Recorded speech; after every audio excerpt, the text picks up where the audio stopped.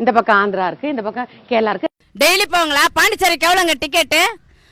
Local பஸ்ல 80 ரூபா, 84 ரூபா. மப்சல் பஸ்ல போனீங்கன்னாக்கா 160 ரூபா. 160 ரூபா எடுத்துன்னு ஒரு குவார்ட்டருக்கு போவாங்களேங்க பாண்டிச்சேரிக்கு. எத்தனை நாளைக்கு போவாங்க? 8000 சம்பளம், 10,000 சம்பளம், மாசம் 30 நாளைக்கு குடிப்பாங்களா போய் பாண்டிச்சேரியில்? அப்புறம் இவங்க சொல்றாங்க பாத்தீங்களா, பாண்டிச்சேரியில் டாஸ்மார்க் இருக்கு, கர்நாடகத்தில் இருக்காங்க. ஏன் இந்தியா பூரா நீ நிறுத்து? எத்தனை அம்மா உணவு திறந்திருக்கோம், அம்மா மருந்துகள் திறந்திருக்கோம், 20 கிலோ அரிசி கொடுத்துட்டு இருக்கோம். எந்த வாய்ப்பு வசதியும் இல்லாத மக்கள் அம்மாவினுடைய நல்வாழ்வு திட்டங்களை நம்பித்தாங்க அந்த பகுதி மக்களே இருக்காங்க. மக்களுக்கு லேப்டாப் தராங்க, சைக்கிள் தராங்க, ட்ரெஸ் தராங்க, புக்கு தராங்கங்கறாங்க. அம்மா சும்மா தராங்க. கேந்துக்குள்ள 20 ரூபா கட்டி 200 ரூபா கட்டணும் சார். இதுலதான் வருமானம் வருதுன்னு சொல்றாங்க. அதுக்காக இந்த ஏழை மக்களை அடிச்சு அந்த வருமானம் தாங்க வாங்க சொன்னாங்களா? அது எதுக்குங்க? அது இந்த எங்க பாவத்தை எடுத்து அங்க வருமானம் அனுப்ப சொன்னாங்களா?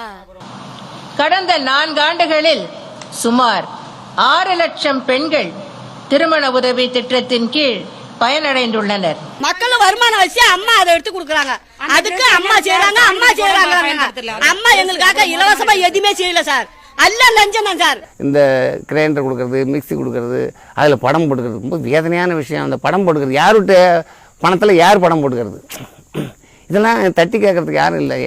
இல்லை நீ யார்கிட்டயோ ஓட்டு வாங்கிட்டு வர, கலைஞராக இருக்கட்டும், அது ஆட்டுக்குட்டியாக இருக்கட்டும், யார் வேணாலும் இருக்கட்டுங்க, நீ ஒரு இடம் விடாத படம் கவர்மெண்ட் எம்பளம் சின்னதாக இருக்குது, ஓம் படம் பெருசாக இருக்குது.